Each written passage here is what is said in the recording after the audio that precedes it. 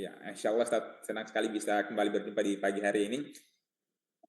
Senang sekali. Dan sahabat Palestina dimanapun Anda berada, barangkali tanpa berlama-lama, kita langsung saja dengarkan materi kita di pagi hari ini, masih lanjutan dapat materi kita yang sebelumnya terkait dengan kesatria, pembuka jalan menuju Al-Aqsa bagian yang kedua dalam edukasi Palestina, Men Around Aqsa. Kepada Al-Ustaz, kami persilakan, falyatafadhal masykuran ma'juran. Baik, terima kasih Ustaz Rais. Bismillahirrahmanirrahim. Assalamualaikum warahmatullahi wabarakatuh. Waalaikumsalam warahmatullahi Alhamdulillah, alhamdulillah mu'izzul mujahidin, nasirul mu'minin, wa mudhillatul ghatil mutajabirin, wassalatu wassalamu ala nabiyil mujahidi syahid, wa ala alihi wa sahbihi wa man jahada jihadahu ila yaumiddin, amma ba'du.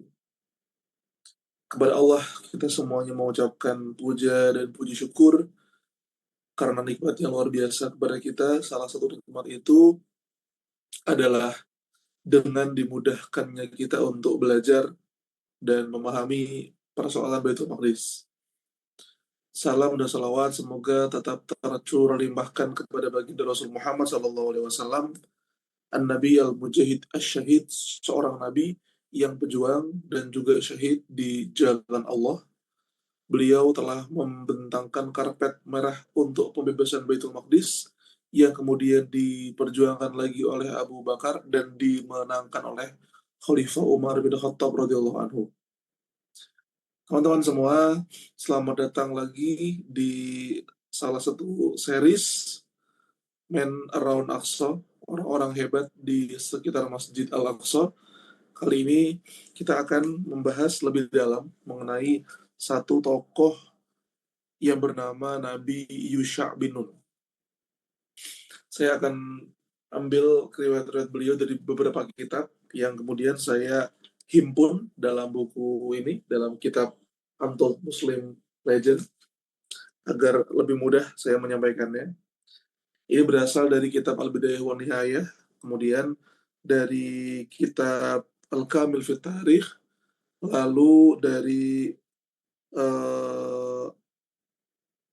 kisah tentang Al-Huruq As-Sulbiyah dari Dr. Raghib Sirjani, juga dari sebuah kitab bernama Rijalun Haulal Quds, orang-orang hebat di sekitar Al-Quds, karya Mahmud Khalifah. Dan kemudian fakta-fakta itu saya himpun dalam buku yang udah diterjemahkan ke bahasa Indonesia. Mudah-mudahan ini menjadi salah satu yang akan memberatkan timbangan kebaikan kita di hari akhirat kelak,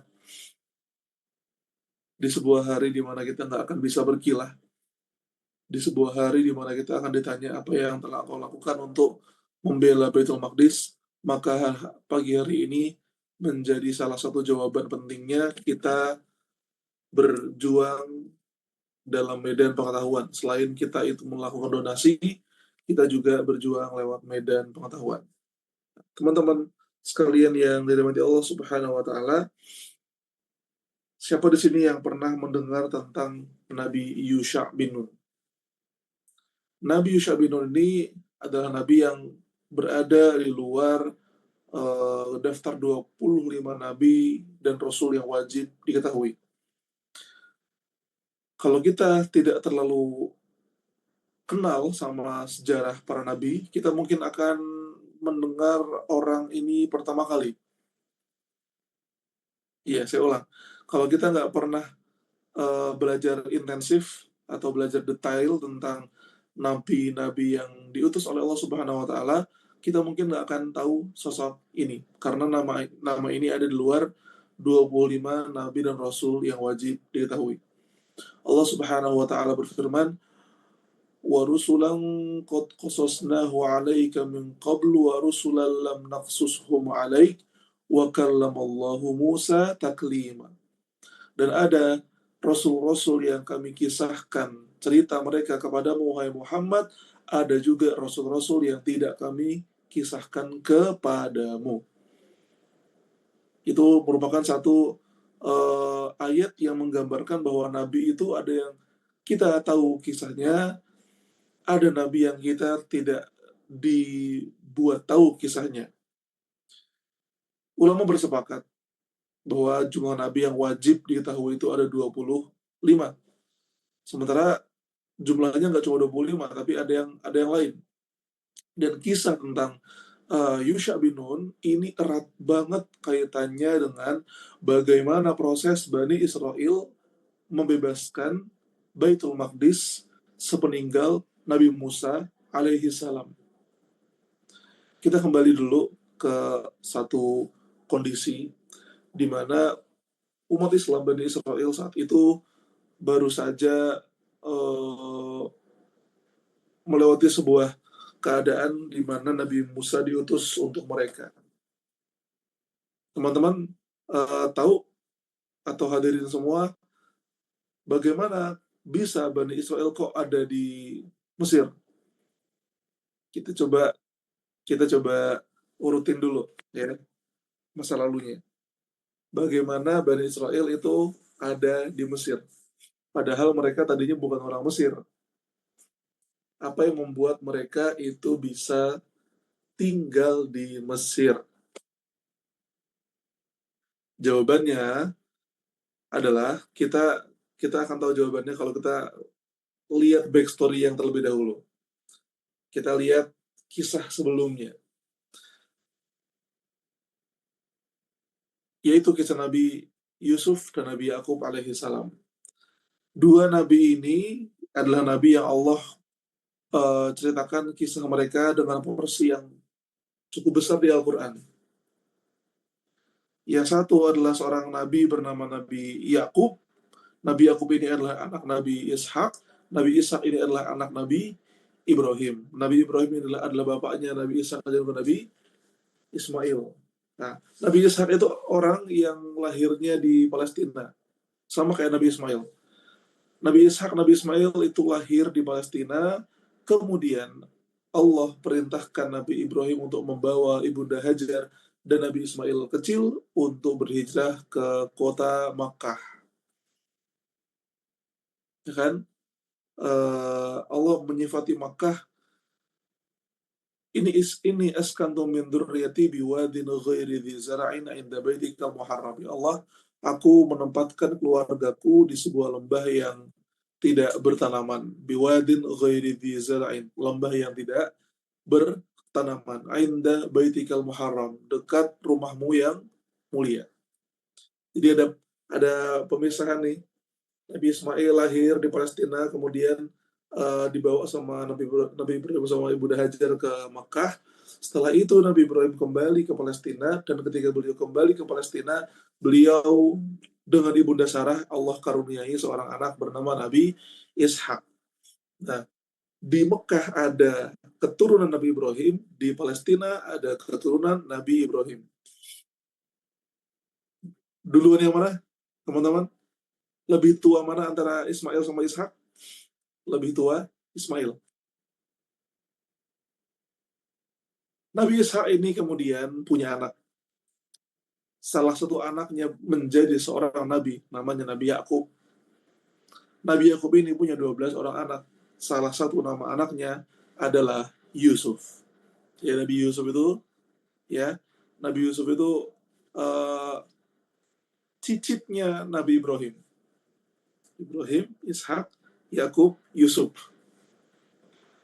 Cicitnya Nabi Ibrahim itu Nabi Yusuf alaihi salam. Kenapa bisa kemudian Bani Israel ini kan, Bani Israel itu kan artinya anak-anak Nabi Yakub, keturunan Israel. Israel itu adalah Nabi Yakub. Bagaimana bisa Bani Israel yang tadinya ada di Palestina itu bisa ke Mesir? Itu kita akan memahaminya kalau kita tahu tentang kisah Nabi Yusuf yang berawal dari beliau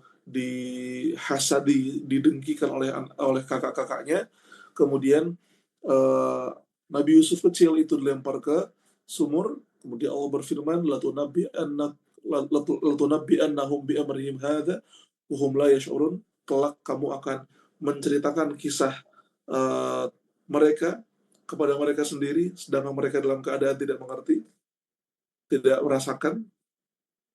Nabi Yusuf kemudian Allah berikan sebuah jalan yang sangat megah, jalan cerita yang sangat indah, dari sumur hingga kemudian berakhir di istana. Sempat masuk penjara, sempat digoda sama istrinya penguasa Mesir, dan kemudian ujungnya Nabi Yusuf Allah berikan karunia kekuasaan di istana. Di istana mana? Di istana Mesir. Ketika Nabi Yusuf menjadi pejabat istana Mesir, itulah terjadi sebuah kekeringan yang melanda Palestina, yang membuat Nabi Yusuf mengajak ayah beliau, mengajak Nabi Yakub dan kakak-kakaknya untuk pindah dari Palestina menuju ke Mesir. Dari situlah kemudian Bani Israel beranak pinak sehingga mereka memiliki populasi yang besar di Mesir. Populasi yang besar ini, teman-teman semua, dari Bani Israel, mereka itu mendapatkan tempat yang layak di Mesir tadinya. Tadinya Bani Israel mendapatkan tempat yang layak di Mesir karena mereka adalah sebuah kaum yang punya hubungan dengan penguasa Mesir, Nabi Yusuf alaihissalam. Namun kemudian sepeninggal Nabi Yusuf, setelah 350 tahunan, 3,5 abad setelah itu, muncul satu dinasti penguasa baru di Mesir, yang dinasti ini tidak sama dengan penguasa-penguasa sebelumnya. Dinasti ini bernama Fir'aun. Fir'aun itu sangat benci dengan orang-orang non-Mesir. Itulah kenapa Fir'aun menjadikan Bani Israel itu sebagai budak. Fir'aun sangat tidak suka dengan Bani Israel sehingga dia menjadikan Bani Israel sebagai budak yang bangun bangunan, yang kemudian menjadi pembantu, menjadi pesuruh, menjadi kuli, menjadi tukang masak. Jumlah yang banyak itu dari Bani Israel akhirnya menjadi sebuah populasi yang dieksploitasi oleh Fir'aun. Jadi kita tahu kan, kita akhirnya menyadari satu kenyataan bahwa Bani Israel yang tadinya adalah anak keturunan Nabi, orang-orang yang Allah muliakan karena ada Nabi Yakub di situ, ada Nabi Yusuf di situ, ada saatnya Bani Israel ini kehilangan jati dirinya, mereka lupa siapa dirinya, dan mereka itu tenggelam dalam mentalitas budak. Teman-teman, kenyataan bahwa Bani Israel itu udah terlalu lama dijajah pemikirannya sama Fir'aun, diperbudak, mereka itu jadi sulit untuk menjadi manusia yang bermindset merdeka. Bani Israel itu kelamaan jadi budak, sehingga lupa bagaimana caranya berpikir sebagai manusia yang bebas. Dan di masa-masa seperti itu, di masa sulit seperti itu, ketika badan mereka lelah dengan perbudakan, ketika pikiran mereka bodoh karena tidak terdidik dan karena dijadikan hamba sahaya, mentalnya buruk, fisiknya lelah, dipermainkan oleh Fir'aun, fastakhaffa qaumahu, muncullah kemudian seorang nabi bernama Nabi Musa alaihissalam. Ini kisah Bani Israel tuh, naik tuh di masa Nabi Yusuf, kemudian sempat jaya di Mesir berpuluh atau bahkan beratus tahun lamanya, sampai kemudian muncul Fir'aun, mereka mendapat satu musibah di mana mereka diperbudak. Nah, Allah Subhanahu wa Ta'ala itu ingin mengeluarkan Bani Israel yang tadinya diperbudak ini menjadi orang-orang yang mewarisi Baitul Maqdis. Mereka kan dulu asalnya di Palestina, ya kan? Ingat teman-teman, asalnya di Palestina, kemudian Allah bentangkan takdir buat mereka untuk datang ke Mesir. Di Mesir mereka akhirnya diperbudak. Ketika diperbudak itu, Allah utus seorang nabi untuk membawa Bani Israel keluar dari Mesir menuju kemana? Menuju ke Baitul Maqdis, dan di Baitul Maqdis itu mereka Allah perintahkan untuk masuk ke sana dan menjadi orang-orang yang memakmurkan Baitul Maqdis. Wadih teman-teman? Jelas kiranya? Jadi ini adalah sebuah narasi peradaban sebenarnya. Ini adalah sebuah kisah tentang peradaban. Bani Israel dulunya memang pernah tinggal di Palestina, kemudian sampai ke Mesir, di Mesir diperbudak, sampai Allah kemudian wa nuridu an namunna 'alal ladzina istud'ifu fil ard wa naj'alahum a'immatan wa naj'alahumul warithin. Dan kami hendak menganugerahkan kepada orang-orang yang lemah ini, Bani Israel, sebuah kekuasaan, wa naj'alahum a'immah, kami akan jadikan mereka para pemimpin, wa naj'alahumul warithin, dan kami akan jadikan mereka sebagai pewaris negeri ini. Itu ada di Al-Qasas, teman-teman semua, ayat kelima. Wa nuridu an namunna 'alal ladzina istud'ifu fil ard wa naj'alahum a'immatan wa naj'alahumul warithin. Jadi teman-teman bisa perhatikan, ini kondisinya mereka sedang terbelakang, lagi mundur, lagi jatuh. Allah ingin balikkan kondisi mereka pada izzah, pada kebaikan, pada kemuliaan. Teman-teman, apakah kita merasakan sesuatu yang sama dengan apa yang terjadi pada umat Islam hari ini? Kisah Nabi Musa membawa kaumnya bebas dari perbudakan menuju Baitul Maqdis, itu erat kaitannya dengan apa yang terjadi pada kita di zaman ini.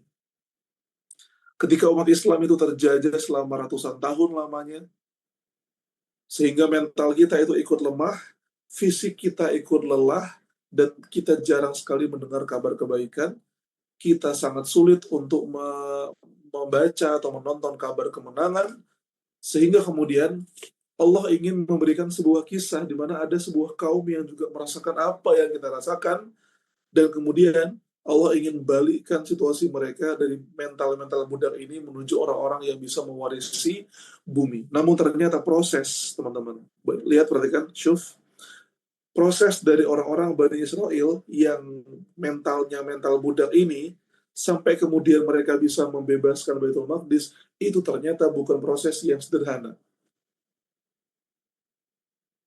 Bukan proses yang sederhana, karena mereka tuh butuh waktu yang panjang, dan bahkan butuh pergantian generasi, hingga kemudian muncul sebuah generasi Bani Israel yang benar-benar siap untuk mewarisi Baitul Maqdis.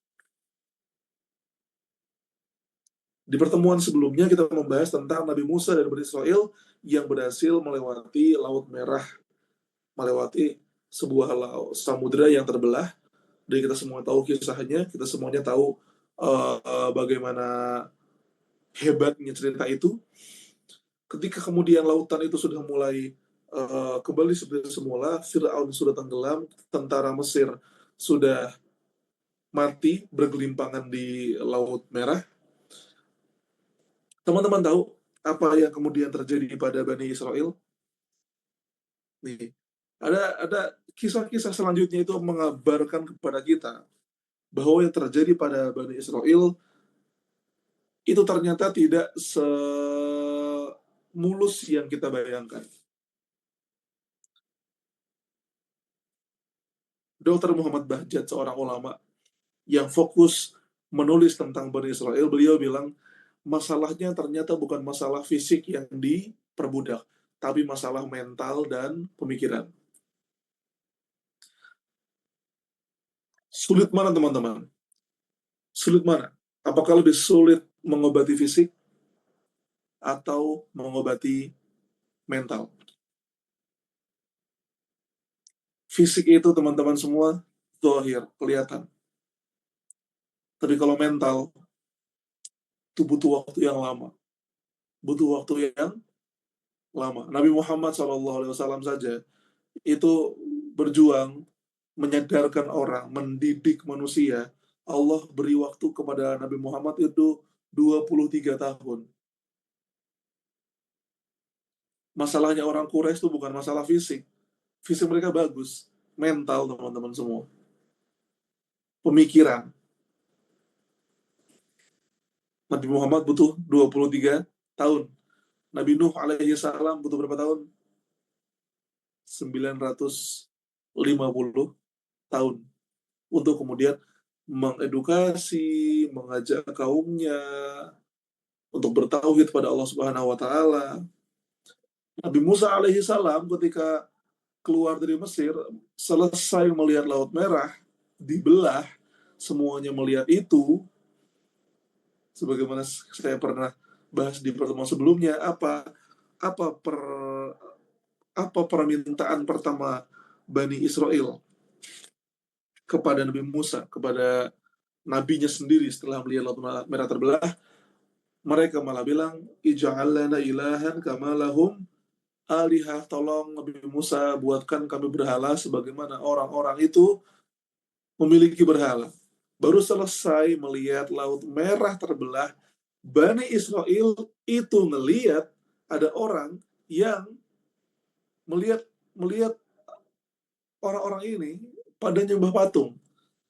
Sehingga mental budaknya itu kayak belum lepas gitu.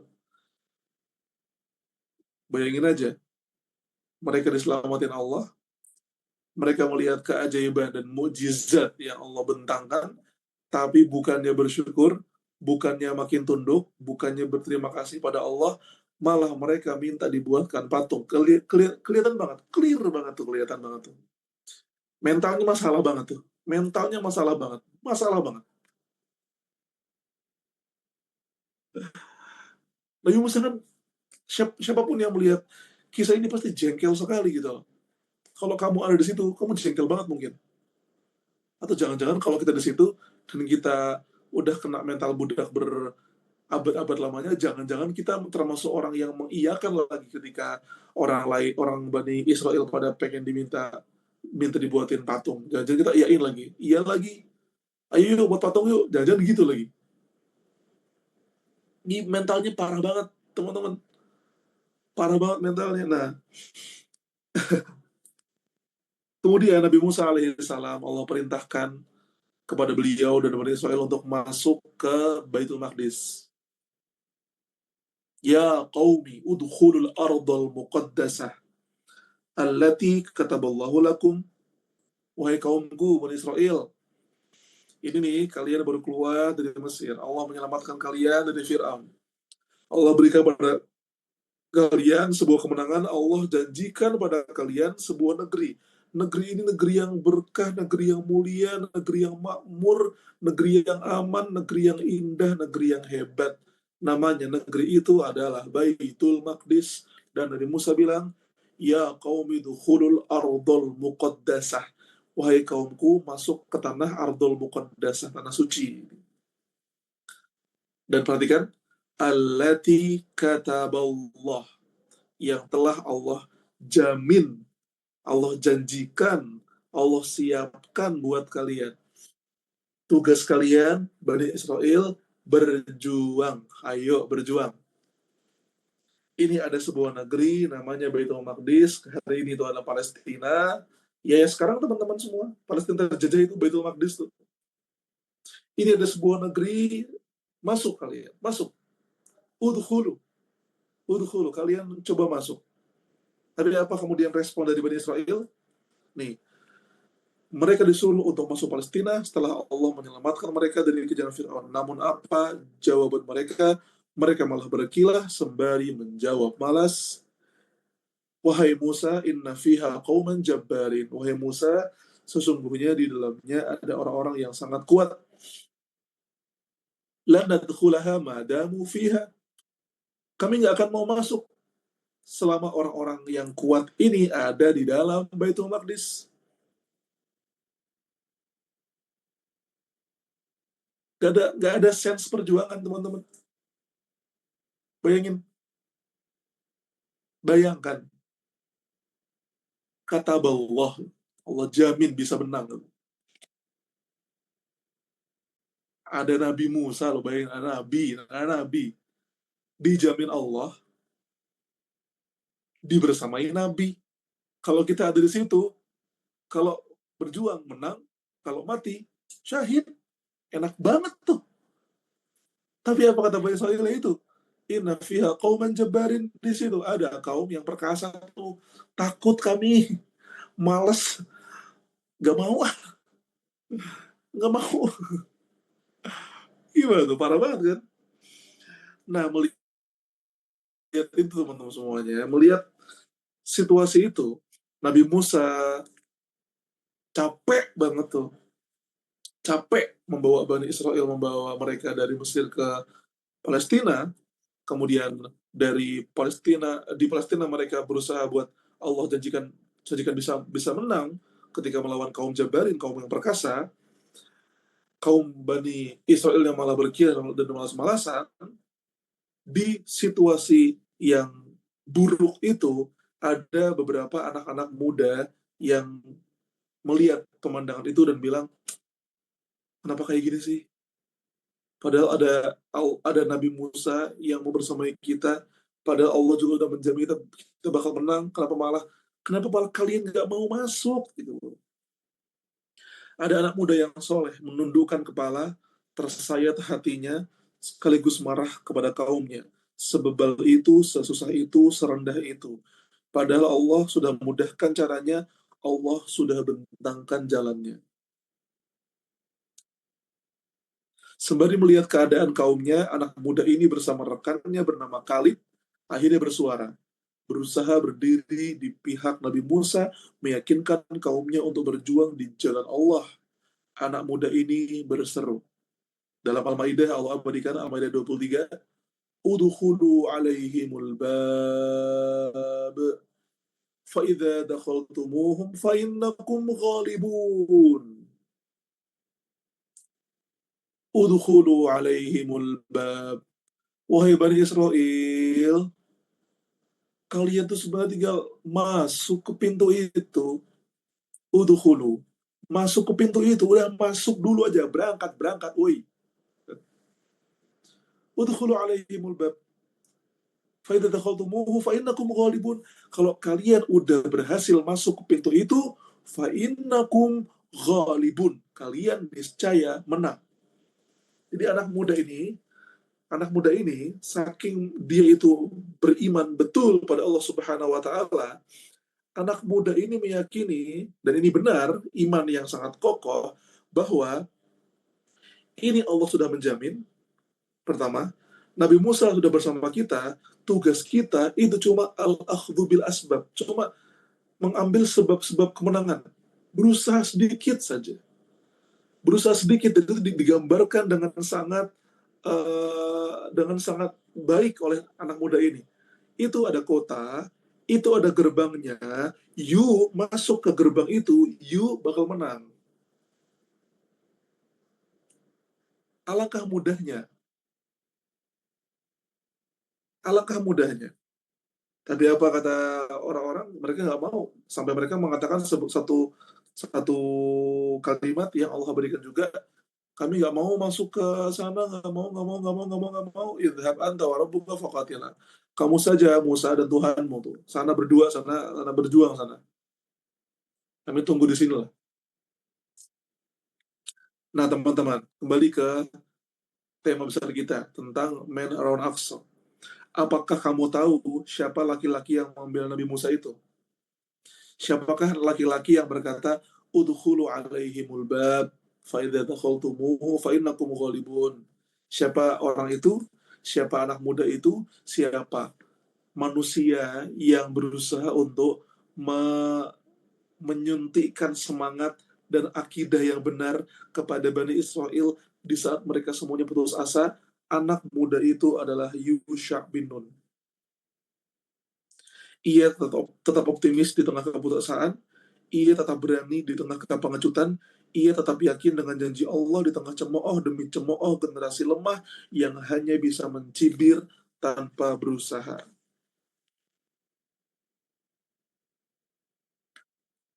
Teman-teman, dalam kehidupan hari ini kita merasakan hal itu.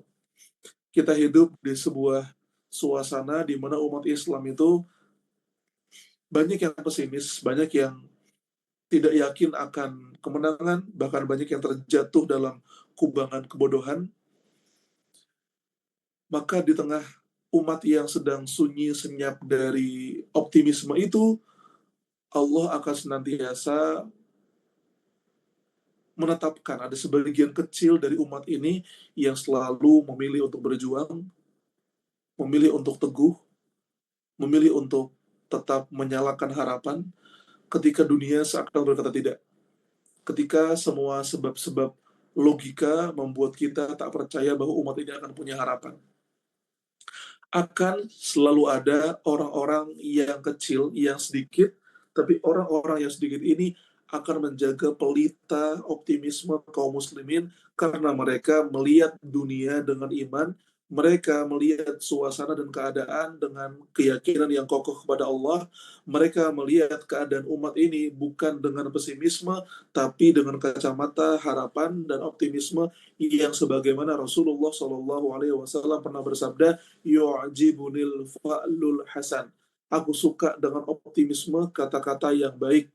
Rasulullah Shallallahu Alaihi Wasallam juga pernah bersabda, la tazalu ta'ifatun min ummati zahirina 'ala al-haq qahirina 'ala aduwwihim la yadhurruhum man khalafahum illa ma asabahum minal la'wa. Akan senantiasa ada segolongan kecil umatku yang benar-benar zahirina 'alal haq, terang benderang membela kebenaran. La yadurruhum man khalafahum, orang-orang yang menyelisihi mereka, orang-orang yang gak suka mereka, orang-orang yang tidak sependapat dengan mereka tidak akan mengganggu dan mempengaruhi mereka. Illa ma asabahum minal la'wa, kecuali memang rasa sakit yang memang sudah Allah takdirkan menimpa mereka. Nah, sahabat-sahabat itu pada bertanya, wah ya Rasulullah, ainahum ya Rasulullah, wahai Rasulullah, di mana orang-orang hebat itu? Dalam hadis Abu Umamah Al-Bahili dalam riwayat Imam Ahmad, Nabi Muhammad Shallallahu Alaihi Wasallam bersabda, hum fi baitil maqdis wa akna fi baitil maqdis. Orang-orang itu yang teguh membela kebenaran, yang tidak peduli pada orang-orang yang menyelisih dan mengejek mereka. Mereka itu ada di Baitul Maqdis dan di sekitar Baitul Maqdis. Dan kali ini Nabi Yusha bin Nun merupakan salah satu superhero kita, man around Aqsa. Dr. Raghib Sirjani mengatakan bahwa Yusha bin Nun adalah salah satu murid Nabi Musa yang terdidik menjadi kader penerus perjuangan setelah mereka berhasil keluar dari Mesir dan bebas dari kezaliman Fir'aun. Ia berbeda, nih, perhatikan. Ia berbeda dari generasi tua Bani Israel yang sudah terlanjur hanyut dalam mental budak. Generasi sebelumnya adalah manusia-manusia yang tidak memiliki semangat.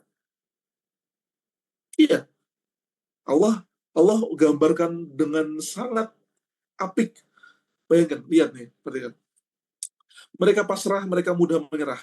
Kamu bisa meresapi kata-kata mereka saat Nabi Musa dikejar Fir'aun. Ingat, ketika Nabi Musa dikejar Fir'aun, saat Nabi Musa fokus mengarahkan kaumnya, kala detik-detik penuh ketegangan saat Fir'aun hampir mencapai mereka, generasi bermental lemah ini berkata pada Nabi Musa, Inna lamudrokun, ya wahai Nabi Musa, kita akan benar-benar tersusul. Teman-teman, tahu kan ini dialog nih. Depan kamu ada laut, belakang kamu ada Fir'aun. Dan kamu punya keyakinan total penuh pada Allah, sementara kaum kamu ini orang-orang yang bahkan cara mereka ngomong tuh nggak sopan sama nabinya. Kayak, ya Musa, Musa bilang dong ke Tuhanmu, gitu loh coba. Nabi Musa, minta tolong dong ke Tuhanmu buat ini. Musa, tolong dong bilang ke Tuhanmu agar Tuhanmu ini nyiapin ini, gitu, kayak gitu. Saya gitu mereka.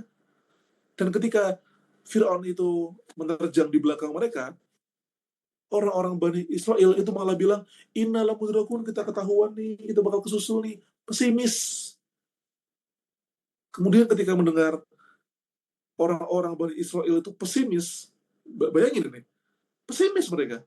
Nabi Musa mengatakan sebuah kalimat yang sangat indah, sangat tulus, penuh dengan iman. Kalla inna ma'iya rabbi sayahdin. Enggak, enggak. Jangan mikir kayak gitu. Inna ma'iya rabbi sayahdin. Sungguh ada Allah bersamaku yang akan menunjukkan padaku. Luar biasa, teman-teman. Tapi saya tanya ke hadirin semuanya, kerasakan ketimpangan kalimat itu? Yang satu bilang inna lamudrakun, kita bakal kesusul, kita bakal ketahuan, kita bakal dikejar. Yang satu lagi, nabinya bilang, inna ma'aya rabbi sayahdin. Tuhanku ada bersamaku, akan menunjukkanku bagaimana jalannya. Subhanallah. Nah, kita lihat, ini ulasan dari ulama Dr. Muhammad Bahjat. Musa menyadari bahwa kaumnya sudah tidak lagi layak untuk melakukan apapun. Bayangin, sebelum nyebrang Laut Merah, bilangnya kita bakal kesusul. Setelah lihat Laut Merah, mereka bilang, coba buatin berhala. Dr. Muhammad Bahjat bilang, Musa menyadari bahwa kaumnya sudah tidak layak untuk melakukan apapun. Fir'aun telah mati, tapi pengaruhnya masih tertanam dalam jiwa-jiwa mereka yang membutuhkan waktu lama untuk sembuh. Dr. Syekh Muhammad Bahjat juga mengatakan, ini adalah kumpulan sifat yang terakumulasi dalam sebuah bangsa yang runtuh secara psikologis, kehilangan kepercayaan diri, dan menjadi pasif terhadap upaya pembaharuan. Subhanallah. Subhanallah. Subhanallah. Ma ashbahal yaumu bil barihah. Betapa miripnya keadaan hari ini dengan sebelumnya. Betul teman-teman semua? Insya Allah. Nah, ini kita akan coba melihat lagi. Nah, itulah yang kemudian dilihat oleh Nabi Yusha bin Nun. Nabi Yusha bin Nun itu berarti orang-orang kayak Nabi Yusha bin Nun di saat itu orangnya banyak apa sedikit, hadirin sekalian. Orang seperti Nabi Yusha bin Nun itu orangnya sedikit dan memang senantiasa sedikit. Orang-orang kayak gitu tuh sedikit, selalu sedikit. Makanya dalam salah satu ilmu statistik itu ada satu istilah namanya the outliers.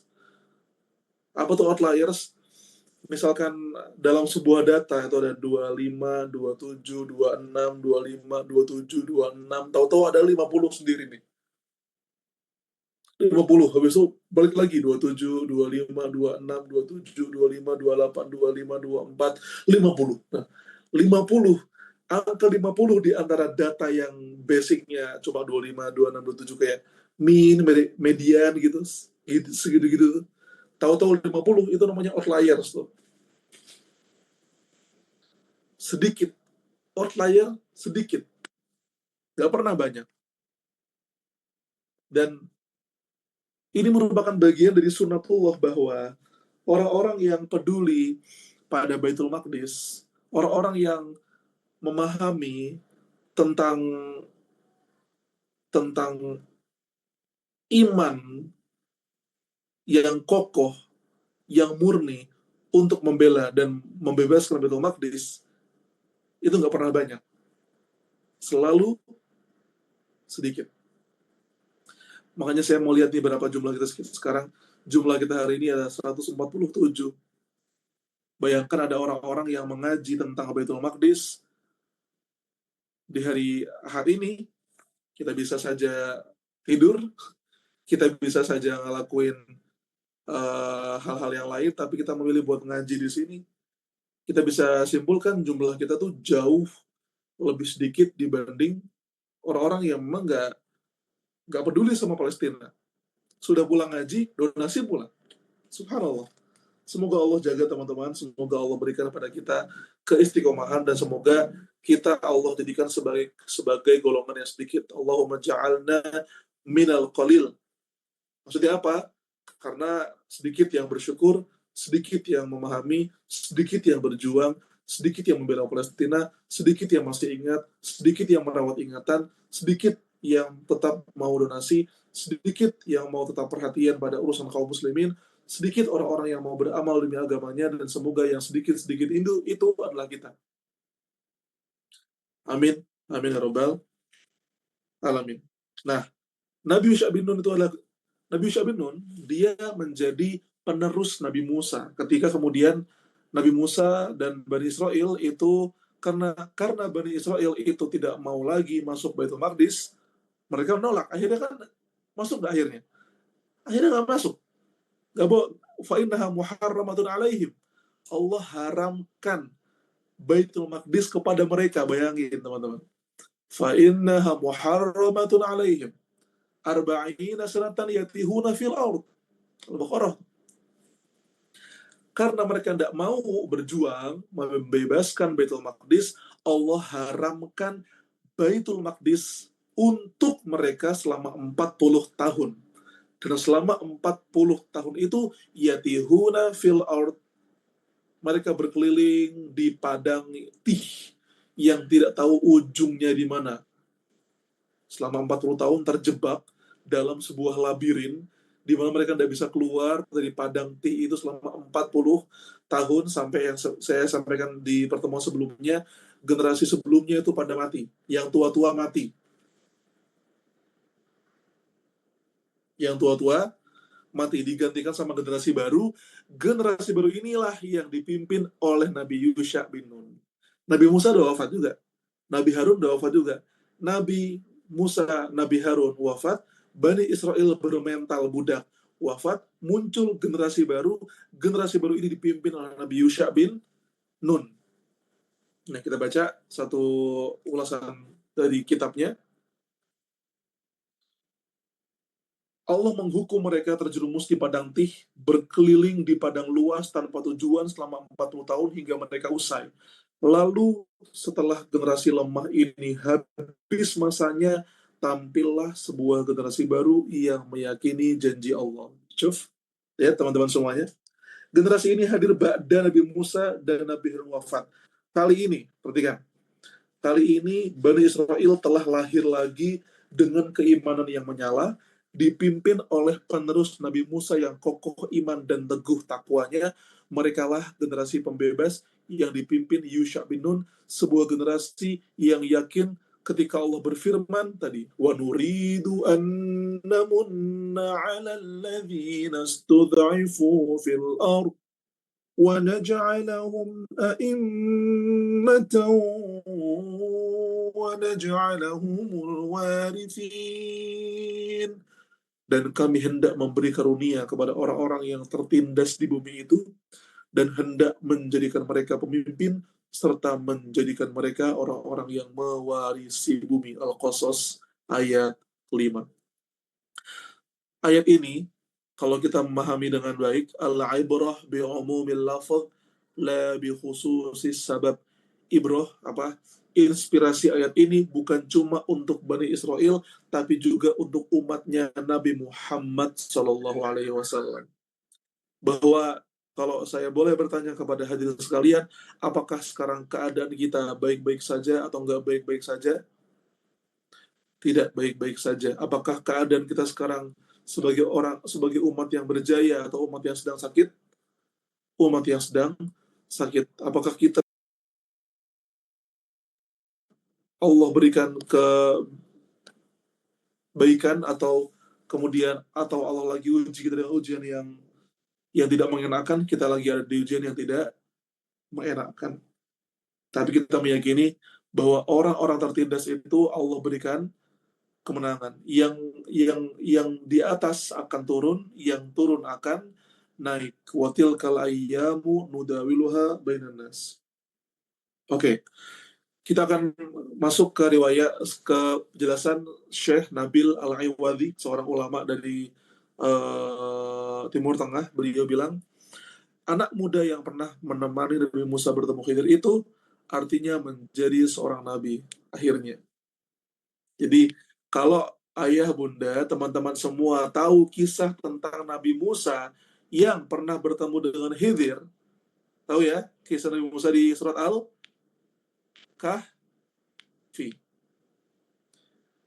Dalam kisah itu Nabi Musa kan berjalan bertemu Nabi Khidir ditemani oleh muridnya,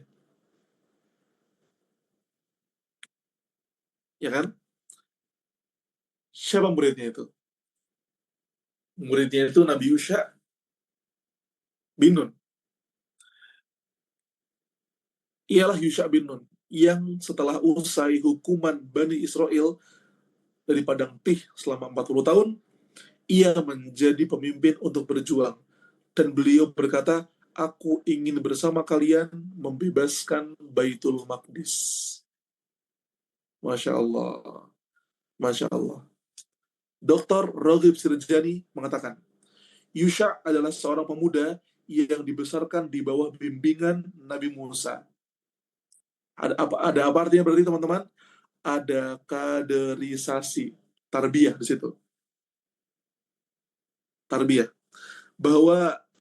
Bahwa kalau kita itu ada di saat-saat yang buruk seperti ini, jangan kehilangan harapan, tanamkan harapan itu, tanamkan ilmu, semangat, dan optimisme itu kepada generasi setelah kita.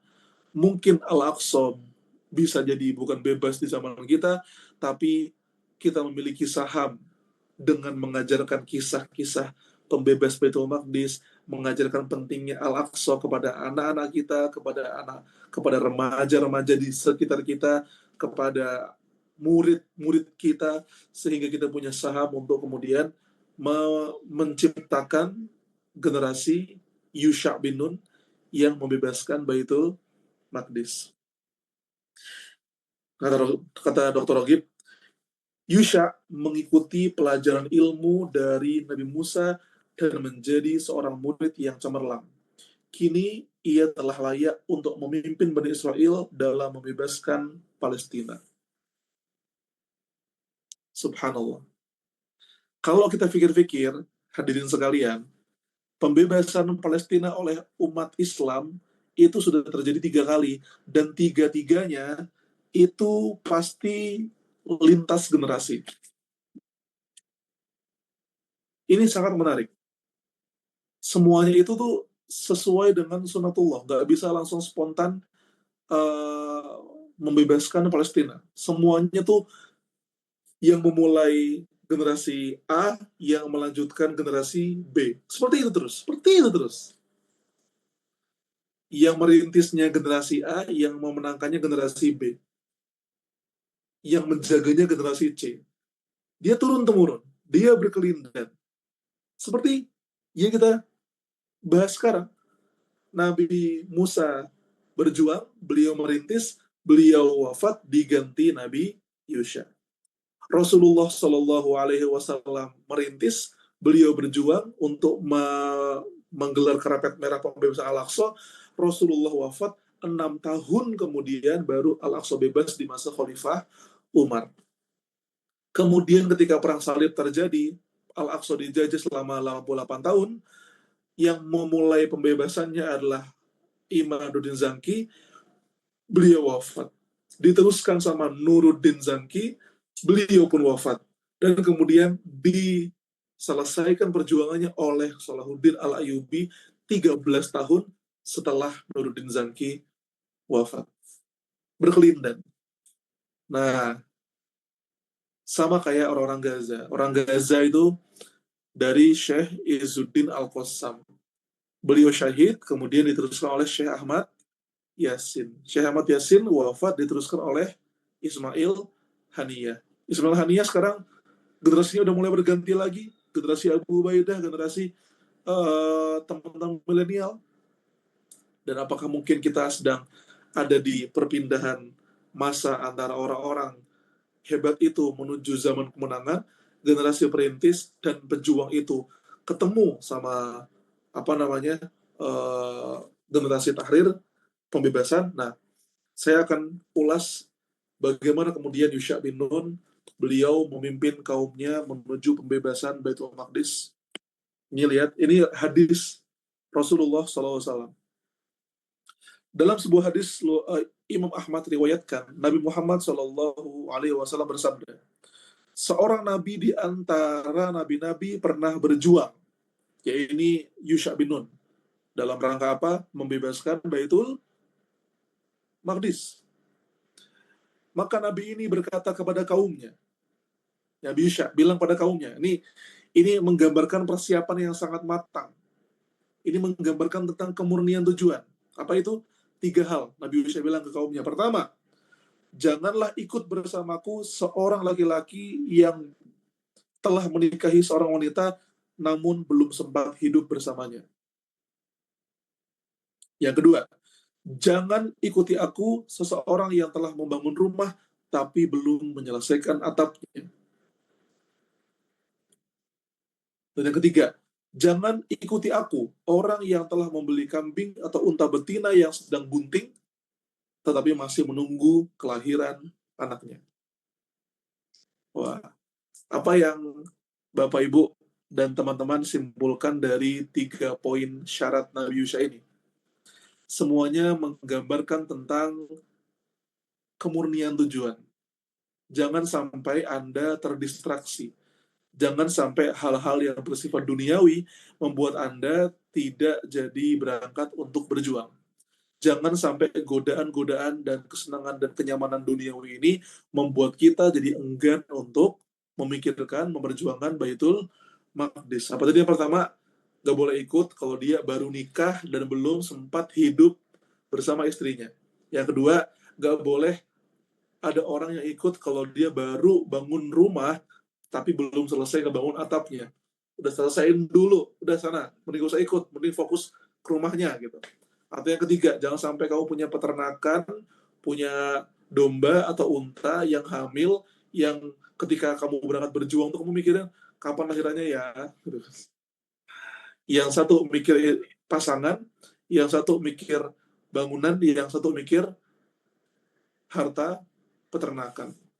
Jangan sampai terdistraksi. Ini lihat, syarat-syarat di atas menunjukkan sebuah tanda keseriusan agar yang berangkat hanyalah mereka yang memang benar-benar fokus, agar yang bersama Yusha adalah mereka yang benar-benar menjadikan pembebasan Palestina sebagai prioritas. Sama seperti kita hari ini yang ingin membebaskan Al-Aqsa, hendaknya memiliki fokus yang serius padanya, bukan hanya mengisi waktu luang dan bermain-main. La ilaha illallah.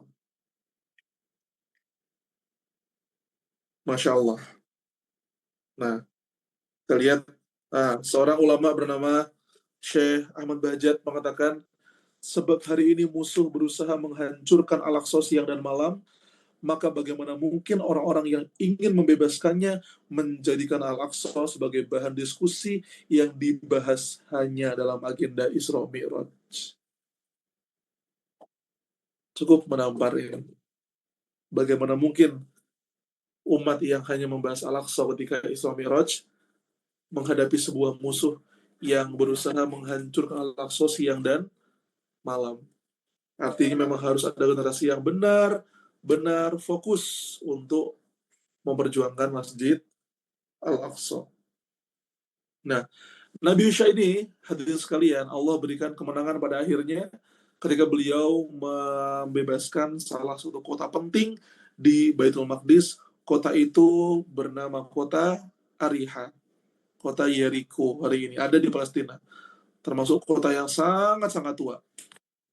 Nah, ada hal menarik mengenai perjuangan Nabi Yusha ini. Nabi Yusha ini adalah satu-satunya nabi yang ketika beliau berjuang, Allah pernah tahan matahari terbenam agar pembebasan Ariha bisa selesai sebelum matahari terbenam. Kenapa teman-teman? Karena syariat di zaman itu mengatakan dan memerintahkan umat Islam di zaman itu, Bani Israel tidak boleh berperang di hari mulia hari Sabtu.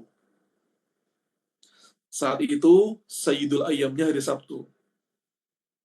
Saat itu, syariatnya. Sabtu fokus ibadah, nggak boleh perang, nggak boleh ngapa-ngapain, nggak boleh jualan, nggak boleh melakukan jual beli. Fokus ibadah hari Sabtu. Maka Nabi Yusha itu berkata pada matahari, ya kan? Ya, ini Nabi Yusha, ia berkata pada matahari, wahai matahari, engkau diperintahkan oleh Allah untuk terbenam, dan aku juga diperintahkan oleh Allah untuk berjihad. Maka ya Allah, tahanlah ia untukku sebentar.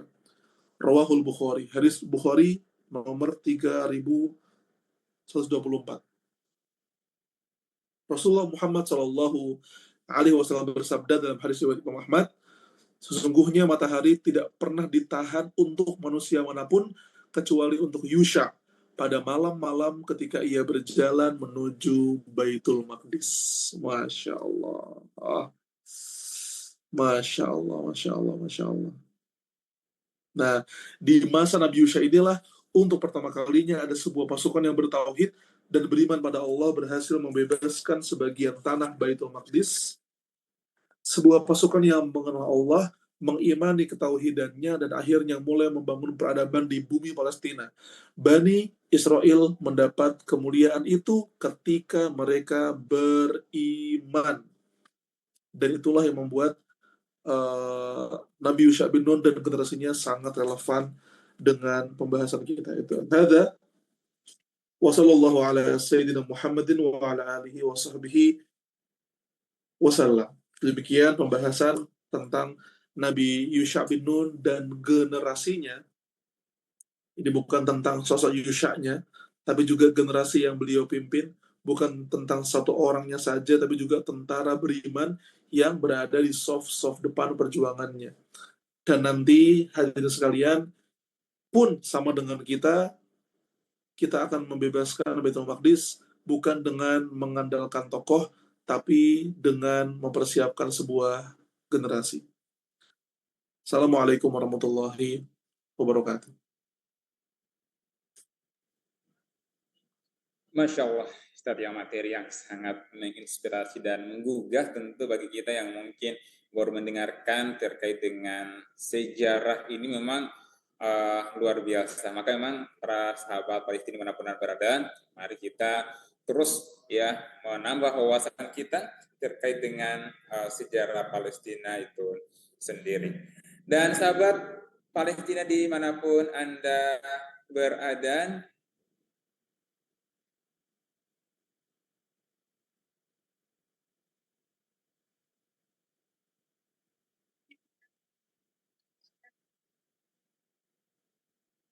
sebagai cara untuk terbebas dari mentalitas terjajah, Wahda Islamiyah seluruh Indonesia berjuang dan berkomitmen mengajak seluruh kaum muslimin untuk membebaskan mentalitas terjajah dengan Al-Quran, belajar dengan tarbiyah, belajar Al-Quran dengan metode dirasa, dan tahsin serta ta'lim yang semakin digaungkan.